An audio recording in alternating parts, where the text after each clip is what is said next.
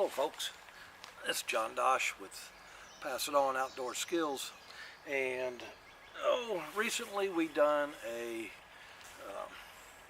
made a little bit of cordage out of elm bark, and I posted a picture of it. I made 6 foot of cordage, posted a picture of it, and had a response that they'd like to see a video on how that was done. So I thought I'd give that a try tonight.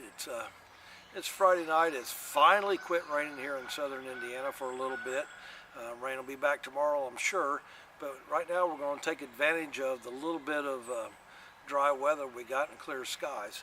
So what I have here is just a piece of elm branch. You can tell elm usually by the sawtooth edged limb or leaves. I'm not sure what kind of elm this is, but I got a patch of it growing up front there, and it makes really good, strong cordage. So what I like to do first is I love my little Coughlin pocket saw, and I just use the heck out of these things. I think I've used up 3. I'm on my 4th one now, and I use them a lot. But I like to take the saw and trim off the any limbs, and see how that started splitting already. I'll take that and save as much of that bark as I can. All right, now you see how this bark has started coming off already. That's what we're after, and you'll notice that there's knots and blemishes on down the length of this length of limb. So I want to take and peel that off the best I can and get out the strips I can. So we'll go up here a little bit. We're going to saw it off at this joint.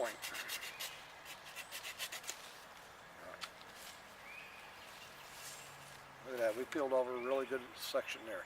Okay, now I'm just going to work that down, and in the springtime your bark is going to slip a lot easier than it will in summertime, definitely in the fall and winter. But there's a lot of sap moving underneath the bark right now, which makes it very tender, makes it easy to peel in long strips like this. And you just peel it as far down as you can. They don't have to be perfect. Come up here at the top, work again. And when I get to a limb or a knot or something, I kind of take my time and work around it slowly. And it'll usually pull right over it without tearing. And as I get down there, you know, it becomes easier and easier.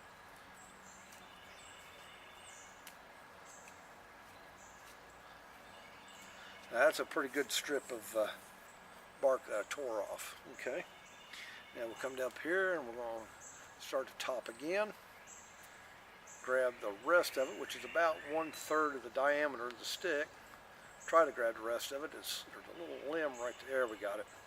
All right, now you can see I'm just using my thumb and pulling it away from the wood.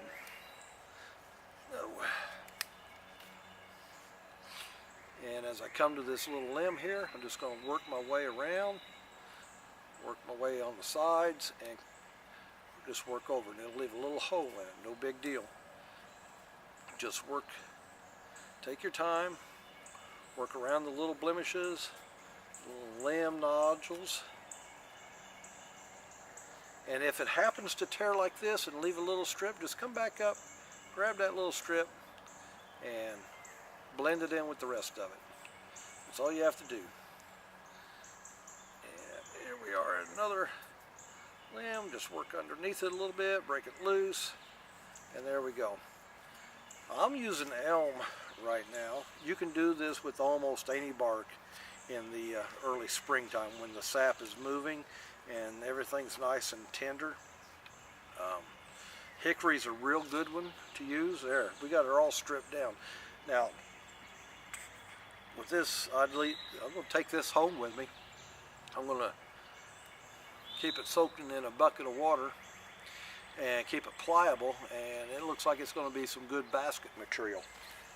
But right now we're after cordage.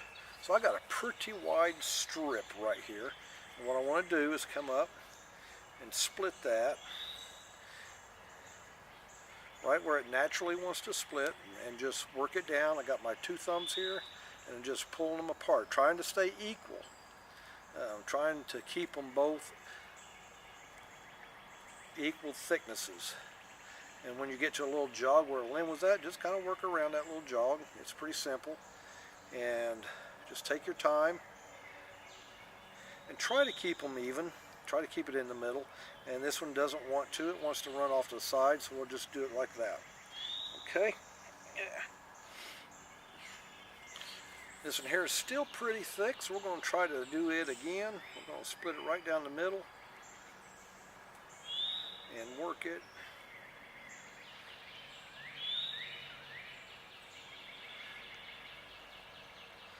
Now if you got one side that's starting to run a little bit thinner than the other side, reverse your direction of your pulling. Say I'm pulling this way, I'm pulling with my right hand down and my left hand up, and let's say the left one starts getting a little bit thinner. I will flip them and I'll start pushing with the left hand down and pulling the right hand up. Just reverse the direction that you're pulling.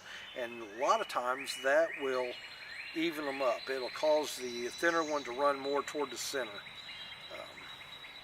I found that to be true in almost all cases.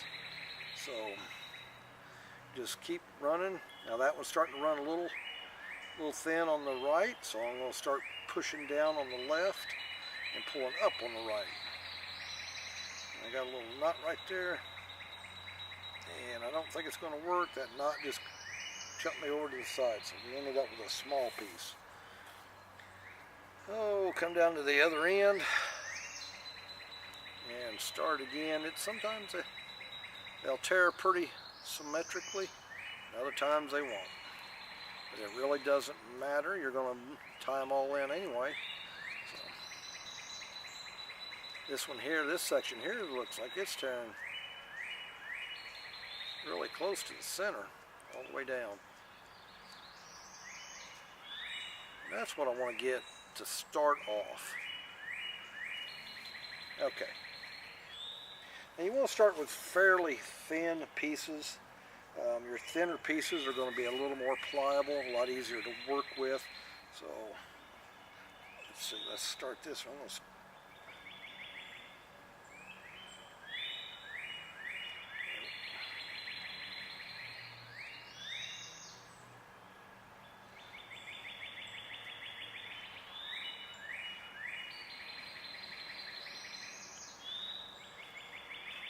Still, I'm just, well, mosquitoes are out bad tonight. Okay, I've got several small pieces here. Okay, take you a piece, come down, fold it in half, and then work it back up to about 3/4, one side 1/4, one side 3/4, and then you want to, I'll wet my fingers, pinch between your index finger and your thumb on your right hand, index finger and your thumb on the left hand, and twist opposite ways. Okay, just start twisting, and pretty soon with the twist, it's going to want to curl, just like it's getting ready to there, just like that. Okay, that's what you want. You see how that's doing that little curl? That's what you want. All right, this is called reverse wrapping, reverse wrap cordage. So I'm twisting away from me with my right hand and toward me with my left hand, and doing that the same way. And then pretty soon it's going to curl on you. So I take that curl and I pinch it in between my index finger and my thumb on my left hand. And that leaves the long strand on top, the short one on bottom, okay?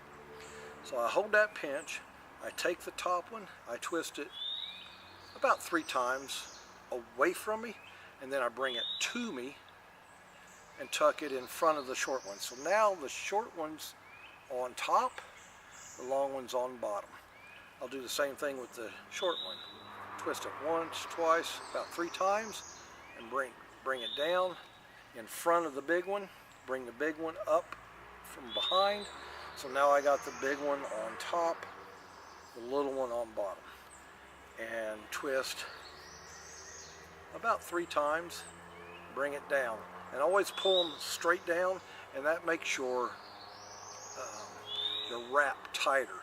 So I'll bring it straight down, wrap, wrap, wrap, bring it straight down. If you can see that, I'm bringing it straight down, and I'm pinching it. Every time I bring it down, I grab it with my thumb and index finger, pinching it in between the two so that it cannot come unraveled. Grab the top one, 1, 2, 3, pull it straight down.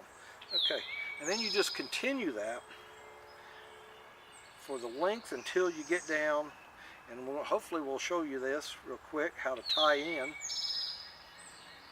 But always twist like 3 times, pull it straight down, and it's just 3 wraps away from you, pull it toward you, take the back one around, twist it 3 times, bring it toward you, bring the top, the back, the one that's below, bring it up from behind, 1, 2, 3, straight down.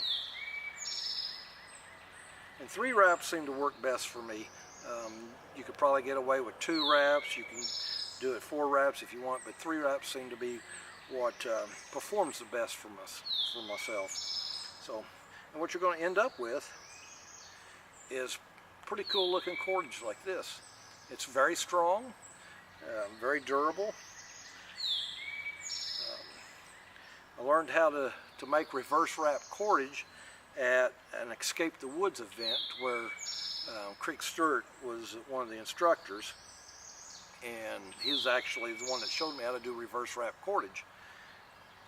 We had to make a length of reverse wrap cordage out of toilet paper and make it strong enough that we could carry a gallon of water 40 feet without the toilet paper busting.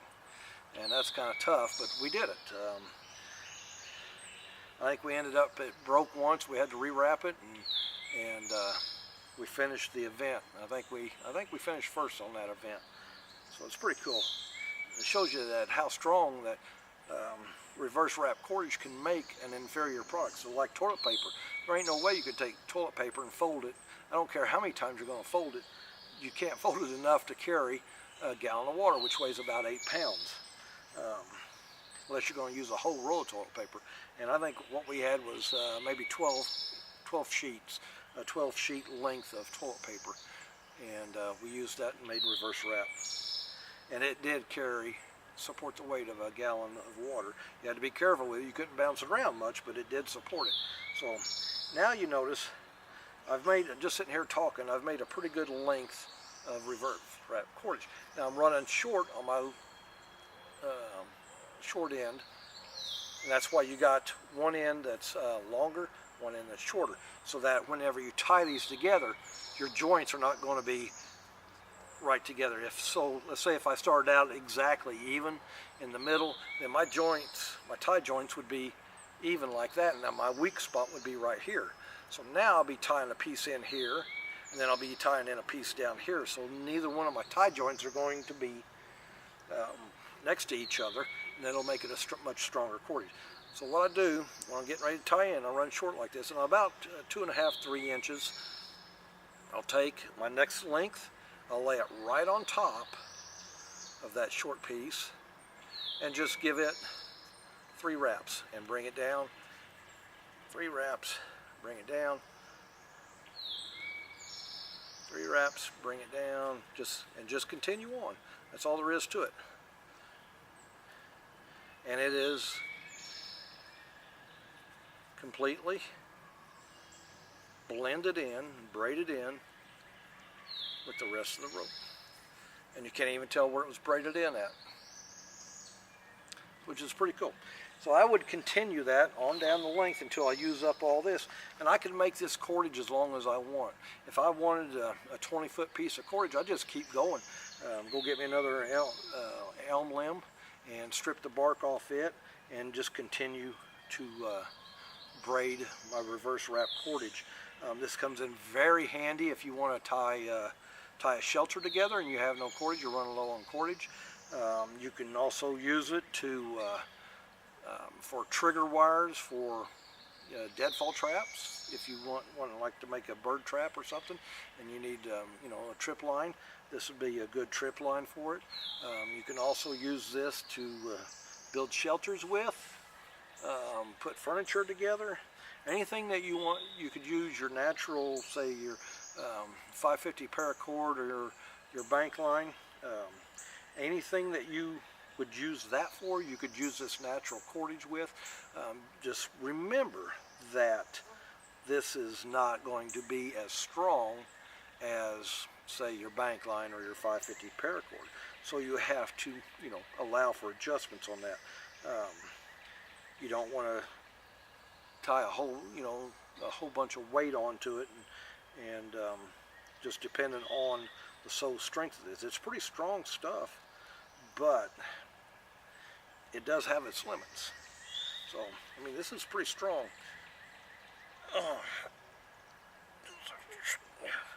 Wow, that's pretty strong. And you know, this is elm, so it's going to be a little tougher. I'd say if I probably got the poplar bark and try to do it, I could probably snap that. And I'm sure that if I shock snapped it like that, it would break pretty quick. But just putting straight,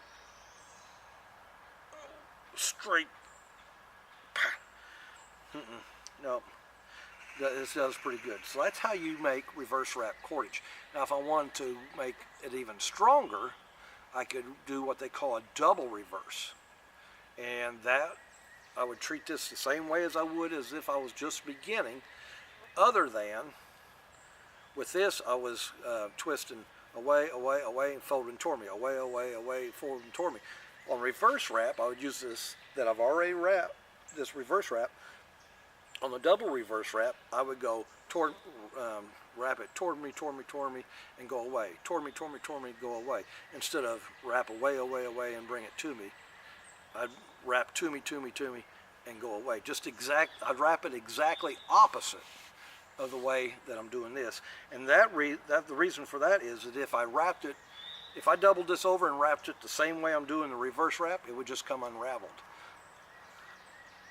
So you want to, if you're going to double reverse, you just reverse your direction of wrapping and use your reverse wrap cord that you just made, but just wrap it in reverse, which is pretty cool. And that makes it even stronger than it would be with just a single reverse wrap. There's a lot of videos out there. I know I'm not a great guy in front of the camera. I've got very limited knowledge with the electronics. Me and electronics don't get along very well at all. But I hope you did learn a little bit on this video. I mean, this is a lot of fun. This is something you do around camp too in the evening whenever you've got your chores done. Let's say you done got your firewood in, you've got your shelter built, you've got the water, all your water in, and you're just kind of sitting around camp with, or even a rainy day where you can't get out and do a whole lot. That would be the time to do your cordage. You do your reverse wrap cordage. If you're going to make some primitive traps, that's the time to make them. Say I wanted to make a few figure fours or some split sticks. I could do all that in the evening time as I'm sitting around camp with nothing to do except for maybe drinking a cup of coffee, or if it's raining and I just don't feel like getting out and stomping through the woods whenever it's raining. So if I was in that situation here this year here in Indiana, I'd have me a whole dang warehouse full of traps and cordage, because it's been raining just about every day. I've never seen so dang much rain. Everything's just soaked. So, you know, that's something to think about. These are chores that you would do sitting around camp, and you know, once you get in a rhythm, you don't even realize how far you've gone and how much cordage you've made until you turn around and look and you got a big old coil of it laying there at your feet, because it just goes and goes and goes. As long as you got material there, it's pretty easy, pretty quick. So, hey, look at that. See, we probably made 2 foot of reverse wrap cordage right there, just sitting there. And I got 3 or 4 strands left here to go. So I hope you enjoyed that. And Hope you learned something. If you do, hit the like button on there. Remember, this is my name's John Dosh.